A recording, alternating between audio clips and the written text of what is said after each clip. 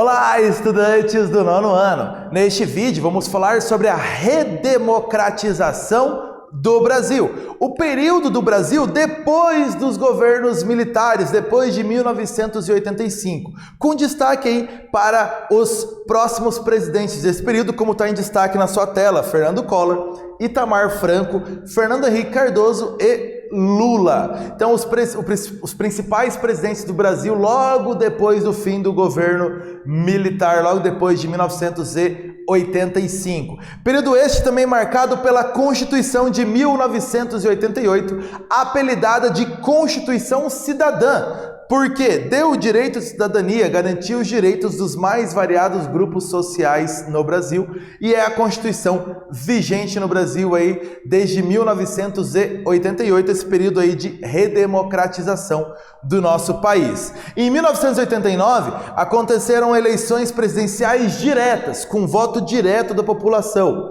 Desde 1960, o brasileiro não votava diretamente para presidente, desde a eleição de Jânio Quadros. Então, 29 anos depois, nova eleição direta. Entre os 22 candidatos na disputa, o segundo turno disputado entre Lula e Fernando Collor teve vitória de Fernando Collor como presidente eleito diretamente pela população.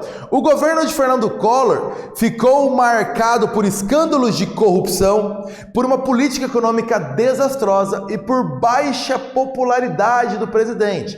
Esses fatores somados contribuíram para a instalação de um processo de impeachment contra o presidente e, em 29 de dezembro de 1992, processo concluído, ele foi impedido de continuar governando aí pelos escândalos de corrupção durante seu governo. Fernando Collor, então, foi substituído pelo seu vice, Itamar Franco, que continuou a ideia das privatizações, mas o seu governo ficou marcado principalmente pela implantação do Plano Real no Brasil, um novo modelo econômico, um novo sistema econômico, debatido entre os anos de 1993 e 94, que foi efetivado no Brasil em 1º de julho de 1994 e que trouxe como resultados o controle da inflação e a estabilidade econômica aí que nós temos no Brasil até hoje, estão dados por esse Plano Real, um novo modelo econômico.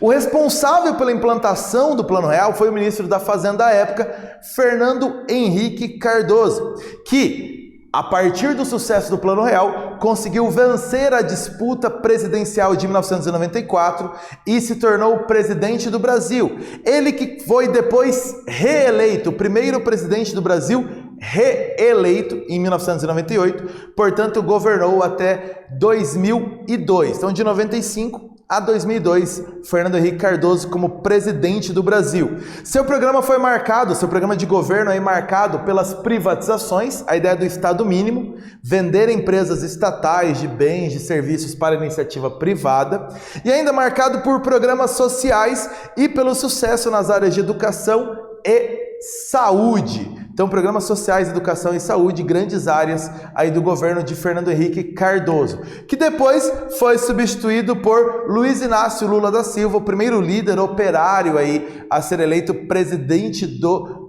Brasil, lá em 2002, ele também foi reeleito posteriormente em 2006, portanto governou de 2003 a 2010. O governo Lula, marcado pelo estímulo à produção industrial e pelo estímulo às exportações, vender mercadorias brasileiras para outros países, o que contribuiu para um grande saldo positivo na balança comercial brasileira.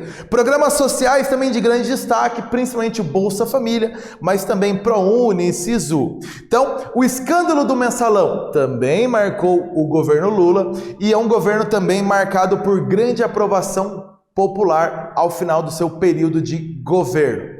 Neste vídeo, nós falamos sobre a redemocratização do Brasil. Espero que vocês tenham gostado. Até breve!